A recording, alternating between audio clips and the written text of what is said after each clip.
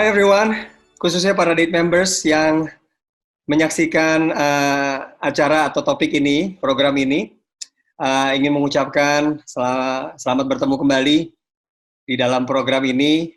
Kita ada di dalam program yang luar biasa, di mana kita akan membahas sebuah topik yang sangat menarik, yaitu tentang personal and family finance. Firman Tuhan dalam Amsal yang ke-6 berkata atau mengajarkan kepada kita supaya kita belajar kepada semut dan tidak menjadi pemalas. Kita belajar kepada semut untuk memperhatikan lakunya dan jadilah bijak, katanya. Biarpun tidak ada pemimpinnya, pengaturnya, dan penguasanya, semut atau ia menyediakan rotinya di musim panas dan mengumpulkan makanannya pada waktu panen.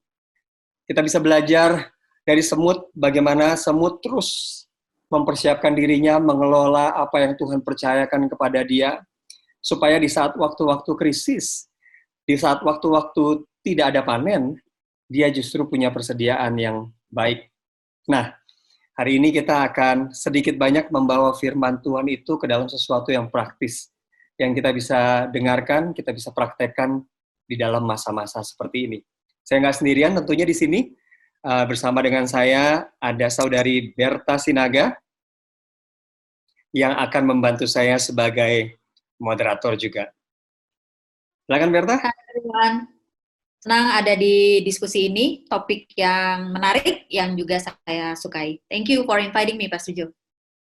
Dan berikutnya tentunya kami nggak berdua aja sebagai moderator, kami juga tentunya ditemani oleh seseorang yang sangat luar biasa yang akan menjadi narasumber kita, yaitu Saudara Julius Andre Chandra, yang akan menjadi narasumber kita di dalam hal ini. Beliau bukan cuma sekedar seseorang yang biasa-biasa saja, tapi beliau juga adalah seorang date member yang adalah seorang core team juga di dalam Date Menteng 7, dan dalam kehidupan sehari-harinya beliau juga bekerja sebagai seorang senior advisor dari Joska Indonesia. Hai Andre, mungkin bisa memperkenalkan diri sendiri saat ini? Hai Pastor, hai everyone. Perkenalkan, saya Andre. Saya Senior Advisor di Joska Indonesia. Selama 2 tahun terakhir ini, pekerjaan saya adalah membantu keluarga-keluarga muda, membantu millennials mengelola keuangannya. Jadi topiknya lebih ke personal finance. That's why Pastor sama Kak Jessica Berta invite ini di kesempatan ini. Thank you very much. Kalau gitu, kita nggak akan tunggu lama-lama lagi, kita akan mulai kepada pertanyaan yang pertama, di mana kita akan belajar bersama-sama melalui topik personal dan family finance ini.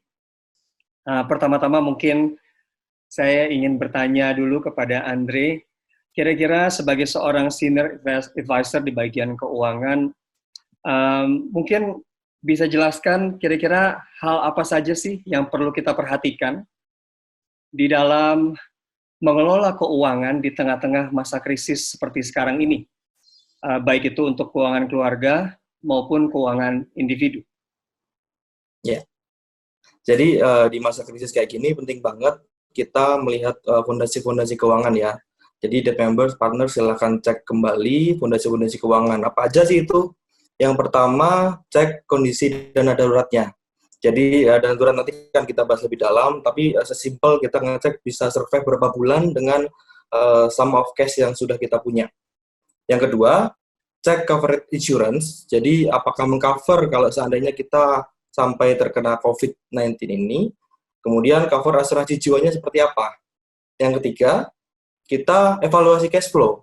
Jadi pengeluaran-pengeluaran mana yang mungkin bisa ditekan di tengah kondisi kayak gini.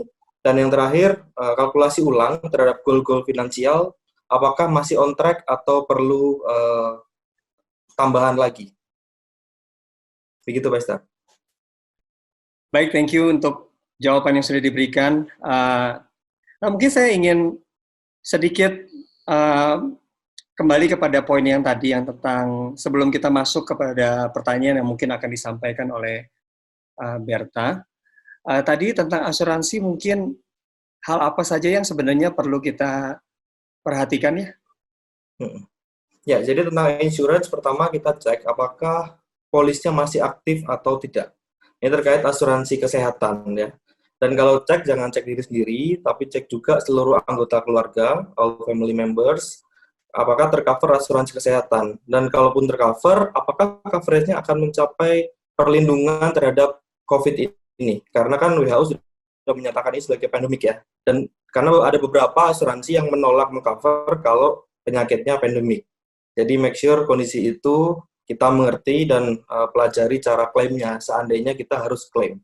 Jawaban yang cukup jelas untuk kita perhatikan dengan asuransi yang kita miliki masing-masing, baik itu secara pribadi maupun asuransi yang kita punya juga dari kantor mungkin ya. Mungkin berikutnya bisa dilanjutkan oleh Berta tentang apa itu dana darurat dan seterusnya. Oke, Andre, tadi yang pertama kali disarankan lebih awal adalah untuk kita mengecek dana darurat.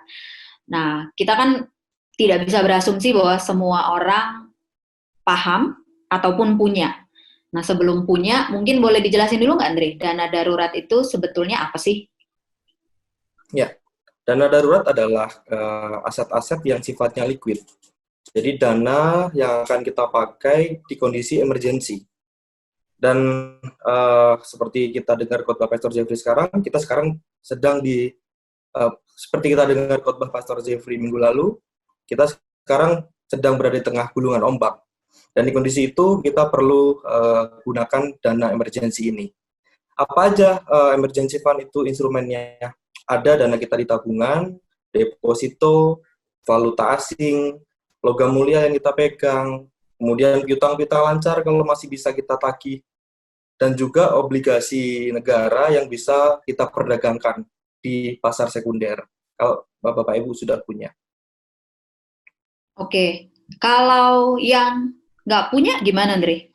Kalau tidak punya emergency fund, maka kita harus kulik semua aset kita. Jadi kita cek apa yang ada pada diri kita dulu, kemudian kita cek apakah itu bisa dilikuidasi. Karena kita nggak ngerti sampai kapan COVID ini berakhir. Jadi kita mesti siapin skenario terburuknya, kita mesti survive beberapa bulan. Karena dalam waktu dekat bisa jadi kita bisa mengalami penurunan income, penurunan omset bisnis, kita juga kantor-kantor lagi mengalami kesulitan untuk mencari pendapatan, dan beberapa kondisi lainnya. Jadi kita harus gali aset-aset apa yang bisa disediakan, seperti tadi emas, deposito, kemudian kalau kita punya nilai tunai di asuransi kita, kemudian apakah mungkin aset investment kita, saham, bisa dijual dulu untuk kita tarik sebagai emergency fund. Itu. Kemudian apakah kendaraan-kendaraan yang tidak terpakai atau aset-aset seperti mungkin kita dulu pernah beli sepeda, pernah beli alat-alat yang mungkin sudah tidak kita pakai lagi, boleh itu dilikuidasi untuk memperbesar dana darurat kita. Oke. Tadi kan Andre juga mention bahwa kita sama-sama nggak tahu krisis ini akan berjalan berapa lama gitu. Sementara skenario 1, 3 bulan ke depan, 6 bulan ke depan bisa saja berbeda total gitu ya, Andre ya. Biasanya seorang financial consultant atau planner menyarankan perencanaan dana darurat itu seperti apa, Andre? Untuk kehidupan pribadi ataupun keluarga dalam kasus kita yang sekarang ini. Baik. Untuk kebutuhan dana darurat, saran kami kita nggak boleh ngitung diri sendiri, maksudnya, oh saya paling bisa survive dengan 3 bulan, tapi belum tentu dana ini, dana yang sudah kita miliki ini cukup untuk seluruh tanggungan kita. Maka dari itu kita juga perlu melihat siapa saja orang-orang yang menjadi dependent kita, yang hidup dari income kita. Nah, kita perhatikan mereka juga dalam kebutuhan emergency fund-nya. Mungkin kita punya pembantu, berapa lama pembantu ini bisa digaji. Mungkin kita punya driver, mungkin kita punya orang tua yang sedang ada di kampung halaman, yang menantikan supporting dana dari bulanan kita. Nah, perhatikan juga mereka. Nah, jadi at least kita mesti punya dana untuk menopang kebutuhan bulanan selama 12 bulan. Nah, itu nanti instrumennya bisa kita bagi-bagi. Instrumen paling liquid adalah tabungan yang bisa kita tarik menggunakan ATM atau kita ambil ke bank. Tapi saya rasa ambil ke bank tidak perlu dan kita bisa ambil melalui mesin ATM aja. Bisa juga melalui pemindahan di mobile banking. Nah, itu adalah dana tabungan. Selanjutnya adalah instrumen deposito. Deposito ini sifatnya di-lock dalam waktu tertentu. Oleh karena itu, kalau mau mendiversifikasi dana darurat dalam bentuk deposito, saran kami ambil yang medium term, 3 atau 6 bulan saja. Jadi, kalau tadi asumsinya kita punya 12 bulan, maka 6 bulan terakhir itu kita simpan di deposito, 6 bulan pertamanya sudah harus tersedia di tabungan. Oke. Buat mereka yang sudah punya dana darurat, apakah saat ini sudah harus dicairkan kalau memang bentuknya dalam investasi atau deposito jangka panjang, Dre? Oke. Seandainya tidak ada denda dan tidak ada konsekuensi yang merugikan kita kalau kita cairkan sekarang, nggak perlu. Kita bisa tunggu sampai dia maturity. At least depositonya dalam hitungan rentang 3-6 bulan ya. Nah, karena sebenarnya deposito itu dijamin sama lembaga penjamin simpanan dan cukup aman walaupun nggak kita tarik dulu sampai dia masuk maturity date-nya. Jadi tetap keep aja depositonya go ahead, yang penting di tabungan sudah tersedia at least untuk 6 bulan. Mengenai pemakaiannya, kita sesuaikan dulu sama cash flow. Seandainya cash flow ini masih lancar, pendapatan kita itu masih sustain, nggak ada pengaruh, ya udah nggak perlu pakai emergency fund. Tetapi di kondisi-kondisi yang mungkin ada gangguan sama cash flow, pendapatannya menurun, atau pengeluarannya harus membengkak karena harga beberapa barang mulai naik. Maka kita perlu untuk mengambil emergency fund ketika cash flow-nya sudah defisit. Oke, terima kasih Andre. Sangat diberkati dengan jawabannya tentang dana darurat. Saya yakin banyak yang diuntungkan bagi teman-teman yang mendengarkan apa yang tadi dijawab oleh Andre. Nah, mungkin sedikit banyak kita akan coba bahas sedikit tentang cash flow. Nah, bagaimana kita bisa mengatur cash flow dengan baik di saat kondisi seperti sekarang ini, di mana penghasilan mungkin berkurang, bahkan ada beberapa teman-teman mungkin yang bisa dibilang berhenti penghasilannya untuk beberapa saat, dan pada saat yang bersamaan juga dana darurat bisa jadi ada atau bisa jadi nggak ada. Kira-kira apa aja sih yang perlu diperhatikan untuk bisa mengatur cash flow dengan baik? Baik. Cash flow ini komponennya cuma 2 macam. Yang pertama penghasilan, dan yang kedua adalah pengeluaran. Penghasilannya kita bisa bagi-bagi menjadi 3 macam hal. Yang pertama, penghasilan yang kita dapat rutin tiap bulan. Kalau stream income-nya bulanan. Bisa gaji, kemudian komisi-komisi bulanan, dan pendapatan-pendapatan lainnya seperti dokter dapat hasil prakteknya bulanan. Ada juga yang sifatnya bonus atau penghasilan-penghasilan tahunan, yaitu THR, kemudian bonus-bonus dari perusahaan, bonus performance, dan sebagainya. Yang ketiga adalah penghasilan-penghasilan lainnya. Mungkin kita di samping pekerjaan utama kita memiliki penghasilan lain-lain. Mungkin toko online, mungkin kita punya menyewaan apartemen, menyewaan properti, menyewakan kendaraan. Penghasilan-penghasilan itu kita harus tahu berapa yang kita peroleh per bulan maupun per tahun. Jadi di total silakan dibuat rinciannya. Nanti tim boleh tampilkan seperti apa contoh penghitungan cash flow itu. Ada yang bulanan dan tahunan. Setelah kita tahu total pendapatan bulanan dan tahunan kita mulai masuk untuk ngecek pengeluaran. Nah, pengeluaran ini kita kategorikan menjadi 4 macam. Yang pertama, pengeluaran primer itu adalah pengeluaran yang harus kita keluarkan untuk kita survive. Dan memang sifatnya wajib dikeluarkan untuk orang-orang juga yang bergantung hidup sama kita. Seperti bantuan keluarga, kemudian sedekah perpuluhan, kemudian belanja fruit groceries, transportasi, handphone, internet, listrik, kebutuhan-kebutuhan anak, susu pokok, dan sebagainya. Itu kebutuhan primer. Di total, saya primer ini sebetulnya butuh berapa? Habis itu, pengeluaran selanjutnya adalah pengeluaran kewajiban. Pengeluaran kewajiban ini adalah pengeluaran yang sifatnya kita bayarkan ke pihak ketiga, yaitu pembayaran premi asuransi, pembayaran sewa, kemudian pembayaran pembantu dan supir. Sifatnya pengeluaran kewajiban ini kalaupun tidak dilakukan juga sebetulnya tidak terlalu berpengaruh sama kehidupan kita. Pembayaran cicilan ke bank itu pengeluaran kewajiban. Kemudian pengeluaran yang ketiga namanya sekunder. Sekunder ini adalah entertainment, membership, gym, liburan, dan belanja pakaian-pakaian luxury goods, dan beberapa hal lainnya yang sifatnya memang sekunder. Sama sekali tidak menopang kebutuhan primer kita. Sama yang terakhir adalah pengeluaran yang bersifat tabungan dan investasi.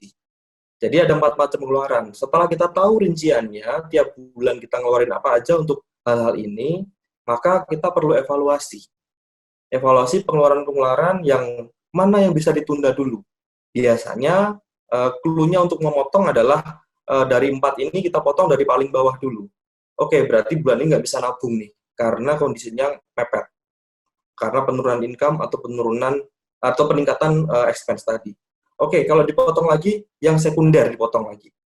Oke nih, kayak bulan ini kita nggak entertain dulu, kita nggak bayar membership gym dulu, kita nggak ambil tiket-tiket untuk liburan dulu, kita tunda dulu yang sini.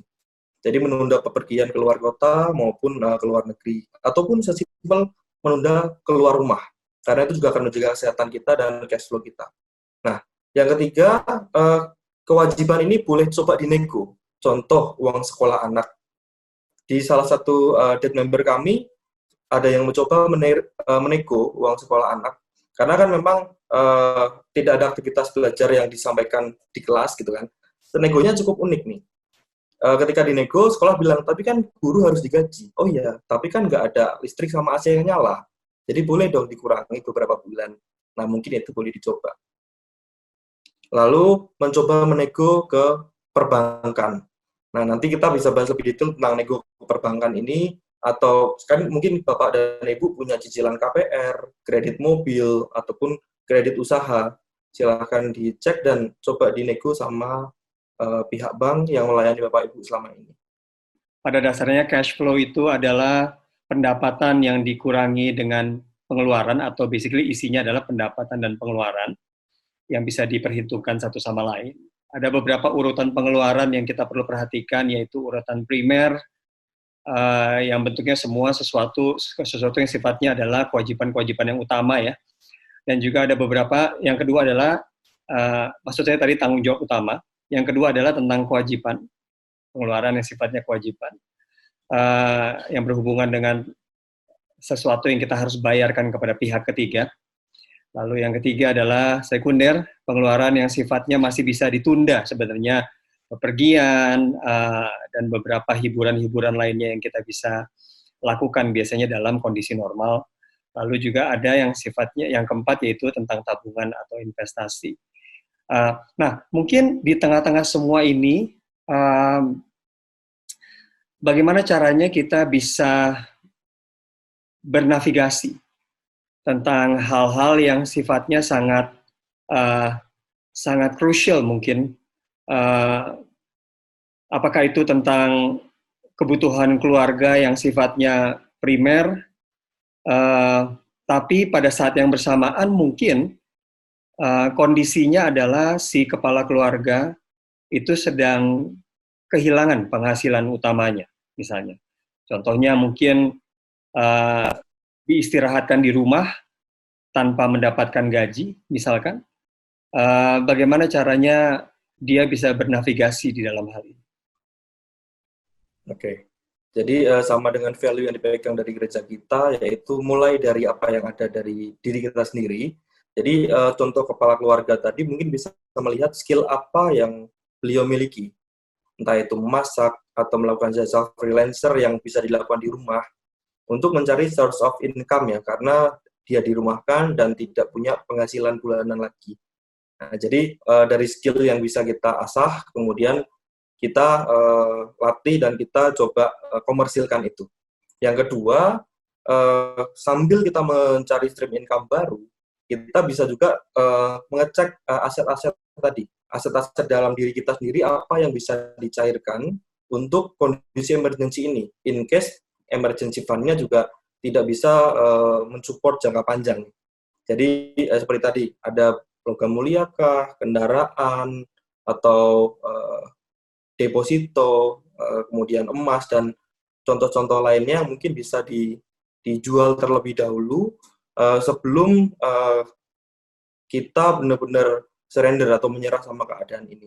Jadi kita mesti fight dengan apa yang kita miliki dulu, karena sebetulnya insight itu udah Tuhan tempatkan di dalam diri kita untuk mencari solusi.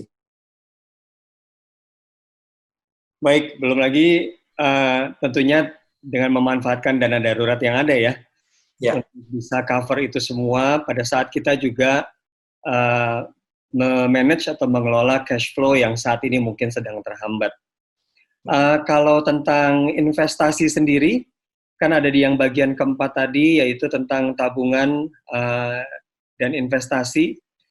Apakah tabungan dan investasi tersebut tetap perlu dijalankan di tengah-tengah masa krisis seperti ini, atau bisa dipisahkan mungkin antara, kita lihat ada tabungan-tabungan atau investasi tertentu yang tetap bisa jalan, apalagi mungkin sama-sama seperti kita ketahui saat ini investasi pun dipengaruhi oleh keadaan yang sedang terjadi.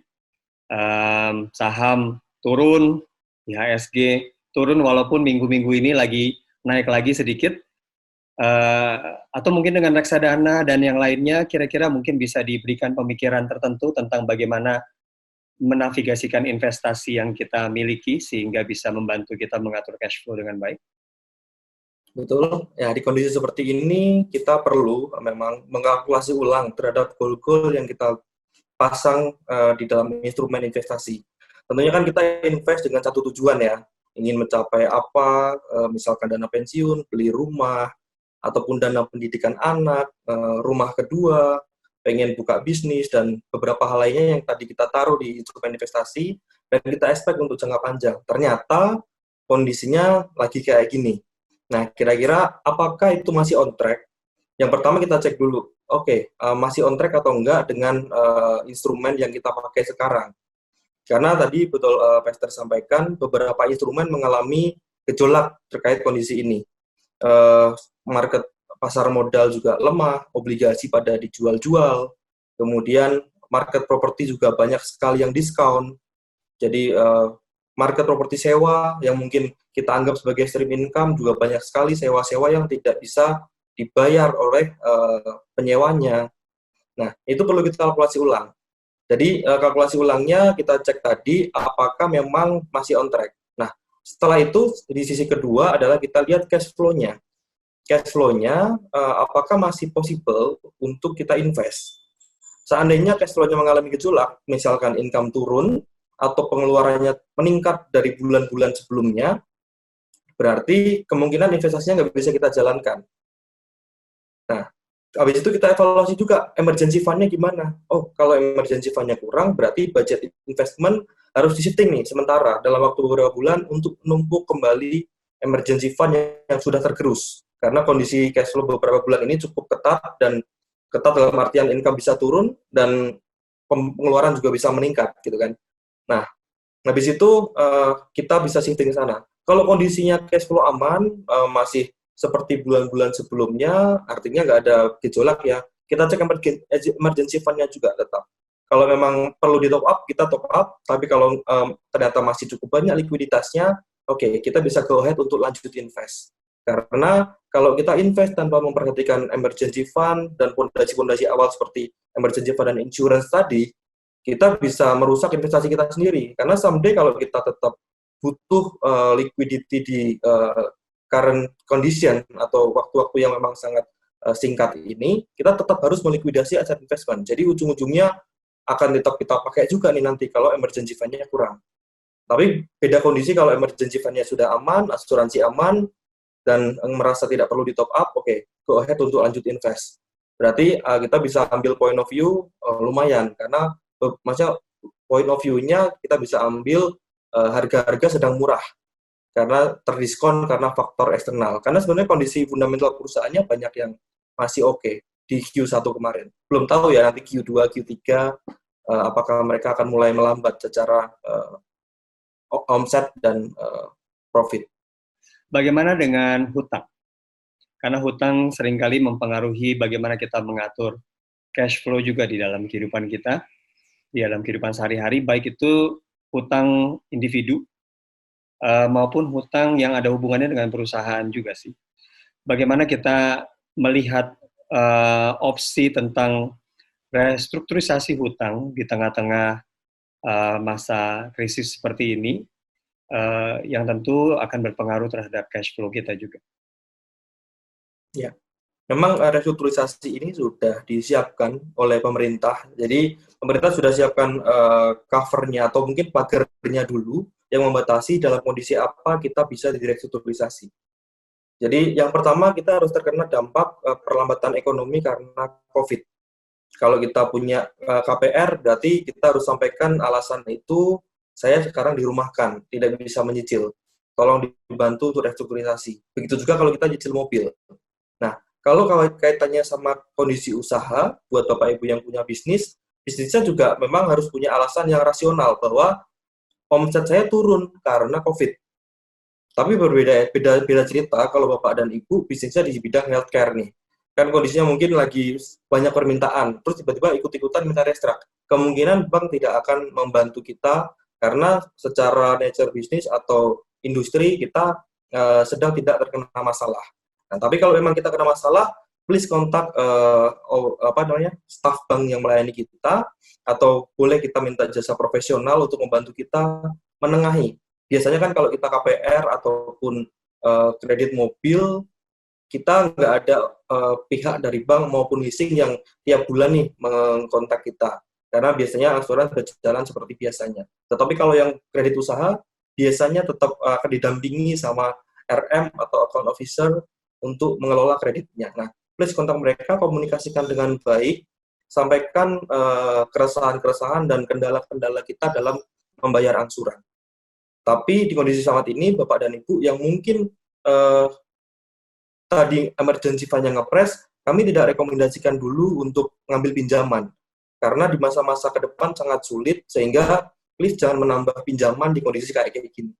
Jadi kita harus punya fondasi yang solid, yang kokoh, supaya kondisi keuangan kita tidak mudah goncang di masa depan. Kalau Bapak Ibu mengambil pinjaman lagi, menambah, artinya saat ini Bapak dan Ibu menambah lubang di dalam fondasi keuangan Bapak dan Ibu, sehingga akan membuat lemah nih untuk menghadapi kondisi masa depan yang mungkin kita nggak tahu lebih mudah atau lebih sulit dari kondisi sekarang. Begitu, Pastor. Wow, terima kasih. Tentunya, I guess, kebijakan-kebijakan dari pemerintah yang kemarin sempat diumumkan beberapa waktu lalu oleh Bapak Presiden juga sangat membantu ya, untuk kita bisa mengatasi masalah hutang ini. Tentu khususnya untuk masyarakat yang menengah ke bawah ya.